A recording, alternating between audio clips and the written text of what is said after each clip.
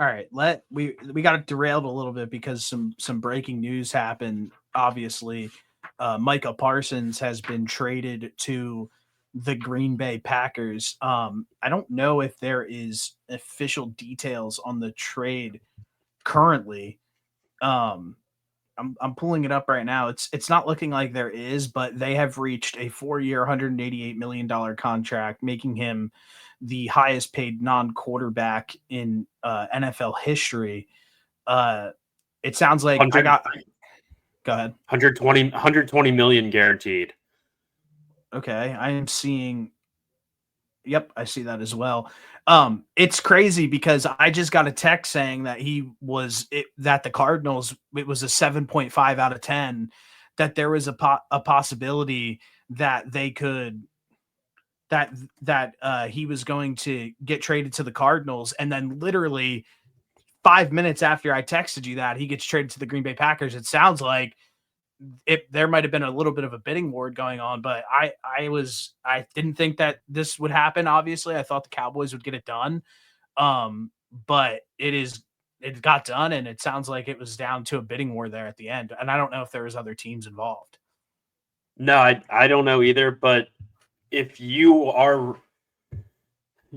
have some eyes and ears inside of the Cardinals organization, and I would say that that's a pretty freaking reliable source. And if they're telling you that Micah Parsons to Arizona is a 7.5, then it sounds like there were discussions amongst Dallas and with maybe a couple other teams if he ended up in Green Bay. And I think it's fair to assume that there was a bidding war. I think at the very minimum, the Cowboys are getting 2 first-round picks out of the deal, is what I saw. But obviously, there's more details to come with that. But this is crazy. This is probably the biggest trade that I can remember in a very long time as an NFL fan, as far as the location of the player in his career, as far as like Micah's playing at his peak right now. He's one of the best players in the NFL at his position. And for a guy like that to get traded is just not normal, especially a guy in Dallas where we just sat here the other day and harped about how Jerry pays his guys, and a couple days later, Micah's a Green Bay Packer. It's wild. What it really feels like too is there was some clear concerns about Micah Parsons. It feels like, I mean, they seemed hesitant to give him like a bunch of fully guaranteed money. First off, and second off, I mean, the weirdest thing ever. Do you think Micah's back is healed now?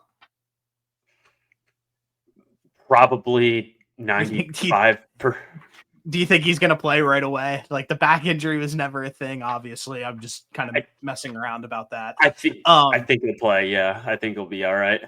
Yeah. So it is crazy. It just seems like clearly there was a disconnect with something going on in Dallas. I mean, it seemed like they weren't willing to probably give him all of that fully guaranteed money that the Green Bay Packers were willing to give him.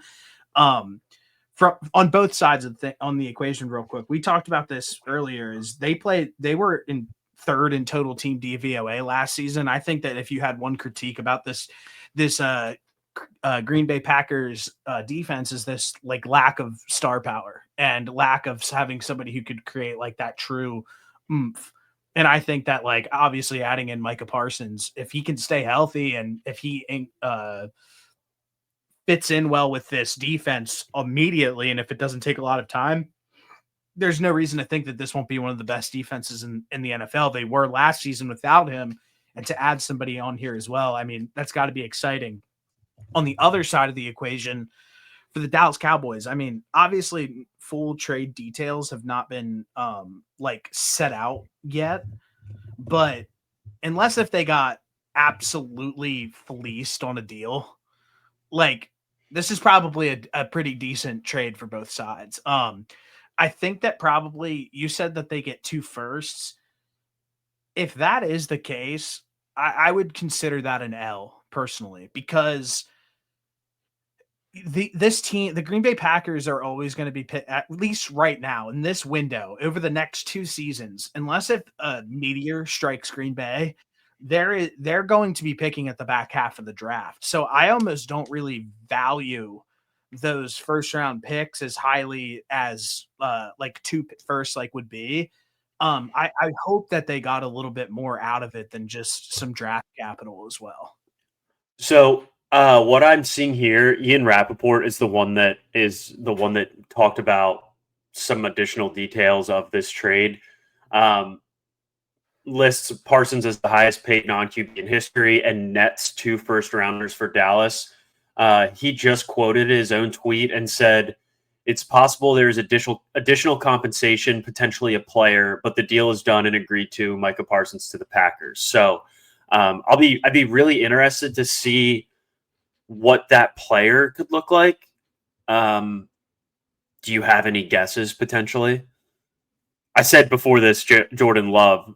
They're trading Jordan Love to the Cowboys, and the Cowboys are going to run a 2-quarterback system. Yeah. But obviously, it was kidding.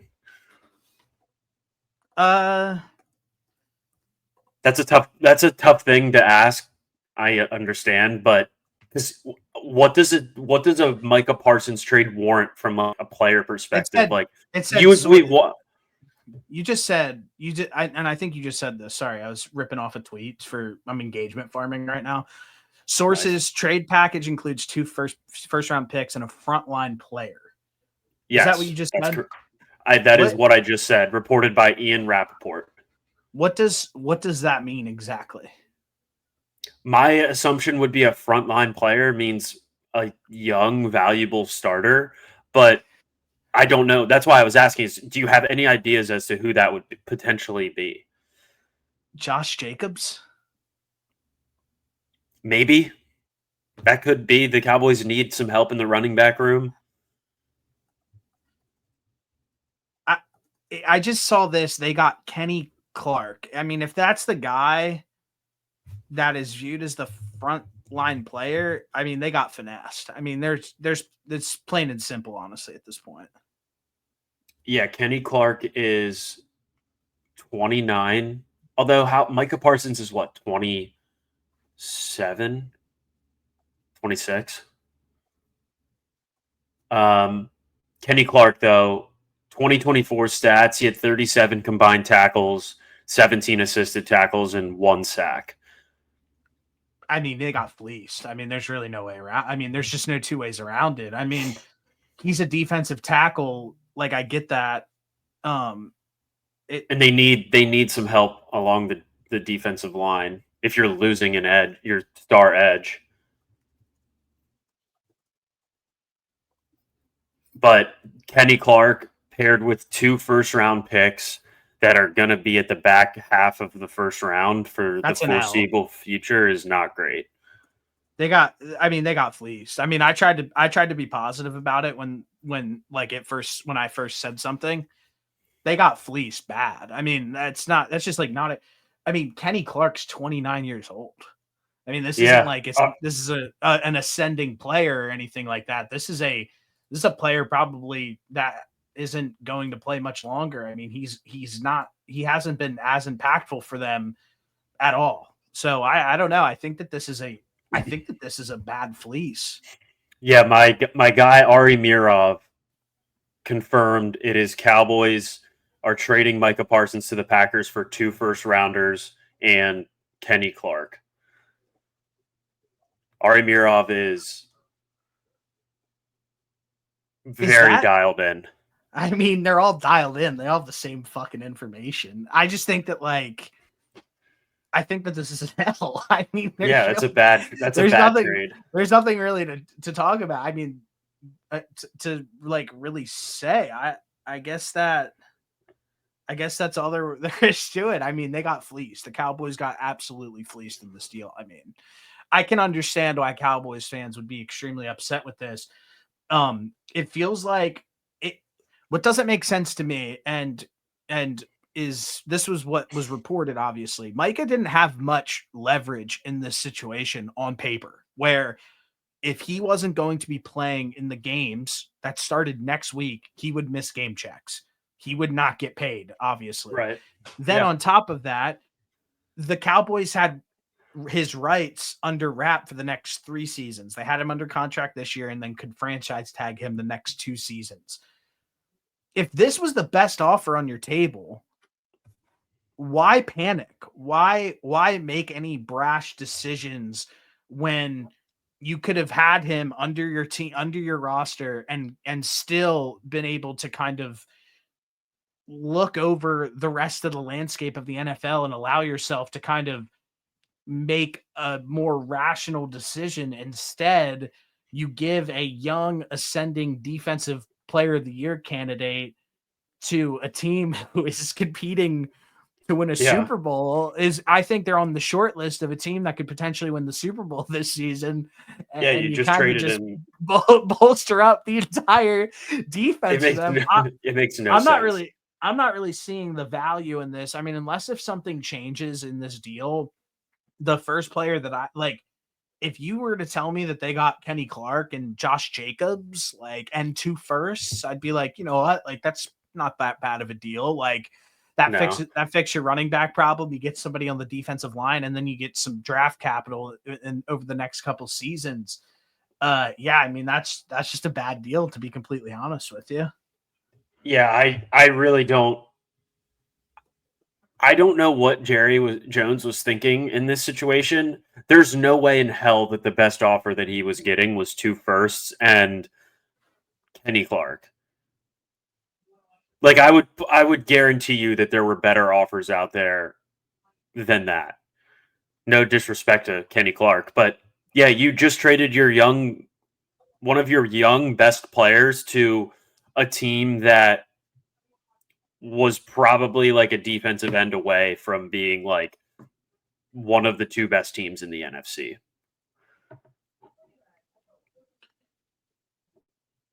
Somebody said two firsts or 2 firsts. Any pick in the NFL is valuable, especially 2 firsts. I mean, people are, I mean, obviously, I mean, people are ridiculous. That guy, the Real Talk with MJ podcast, the big Eagles fan, he just tweeted a picture of Jerry Jones and said, "I hope this guy can live forever." Someone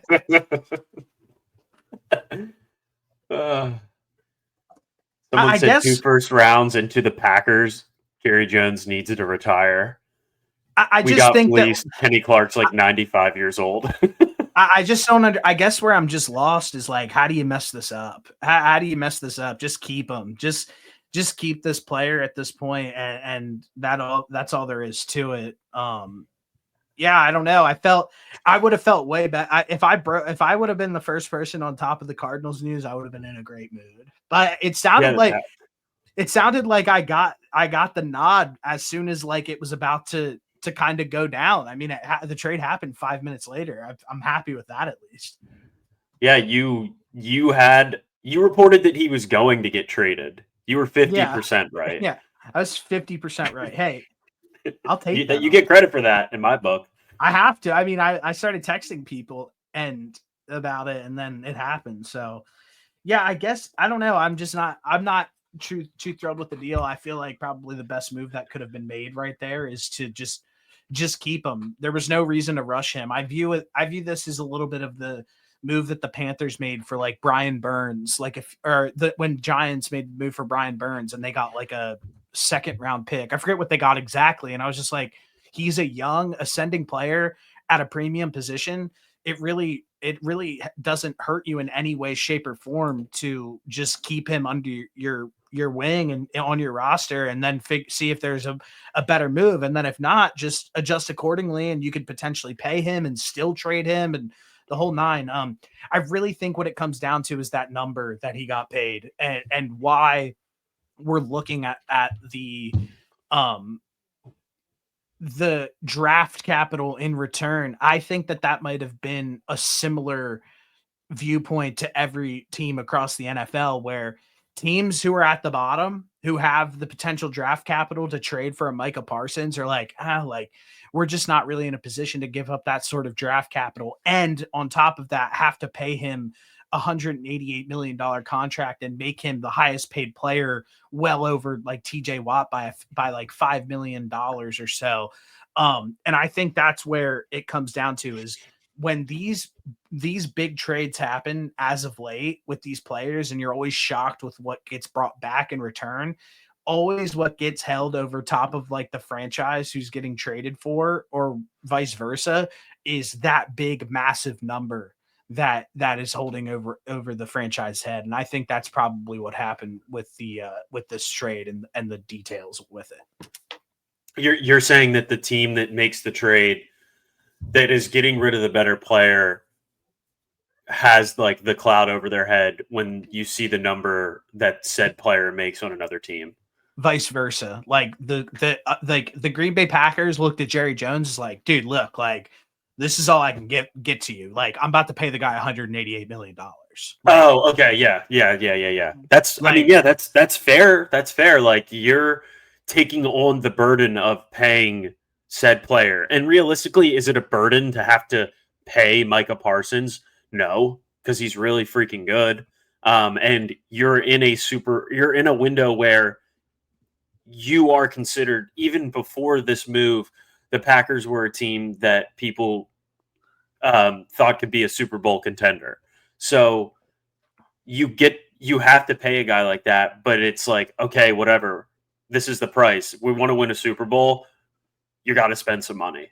And the Green Bay Packers did that, and now they set themselves up to be one of the best teams in the NFC, in the NFL, realistically. Yeah. Well, that's I think that's pretty much all there is to it. I mean, not much more to talk about there. Pretty insane. To see him get moved, I definitely didn't think that would happen. I thought it was a non-story, as I stated. It happened, and I mean, I think that this definitely sets the Green Bay Packers up to be. I mean, obviously, it's all hindsight right now. Like, it's like, holy shit, like they just got Micah Parsons. But if there is something wrong with his back, which I think that back injury could potentially be a farce, and if he could, I mean, the season starts in what, a week and a half, maybe a week, officially a week away. Yeah, I don't know. I mean, is that a lot to ask? If, I mean, in a sport where repetition with a group matters so much, does this matter? Like, is this as big of an impact to start the season as we could potentially think? I don't know. I mean, is he just that good? Can you just plug in an edge rusher and just figure it out? Probably. I mean, I feel like that's probably fair to say. But I mean, at this point, I'm just playing like devil's advocate a little bit. It could be something to watch.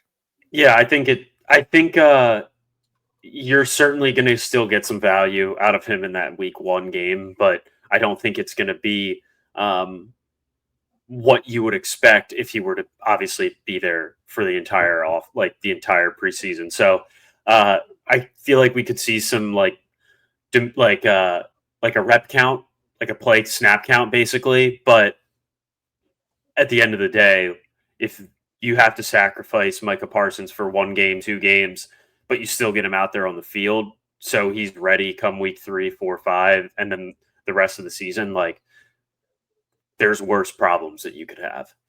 Definitely. I just spit it. Good girl, we're getting paper as a passion. Collect the stacks and bring it back, man, and take